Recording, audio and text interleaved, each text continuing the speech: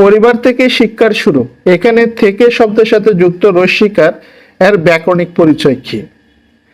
এখানে রস্যিকার যুক্ত হয়েছে গুরুত্ব বোঝানোর জন্য, এর ব্যাকরণিক পরিচয় হচ্ছে বলক।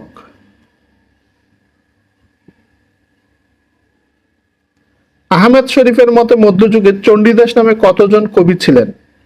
3 জন কবি ছিলেন, বড়ু চণ্ডীদাস, দ্বিজ চণ্ডীদাস এবং দীন চণ্ডীদাস।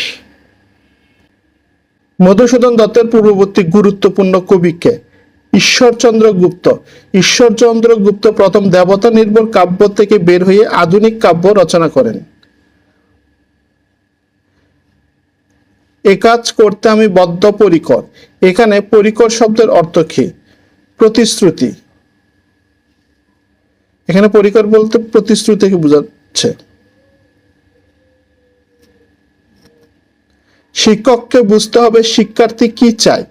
এই বাক্যে শিক্ষক ও শিক্ষার্থীর প্রয়োগ হয়েছে একবচন ও বহুবচন উভয় বোঝাতে, কারণ এটা দিয়ে একবচনও বোঝানো যাবে এবং বহুবচনও বোঝানো যাবে।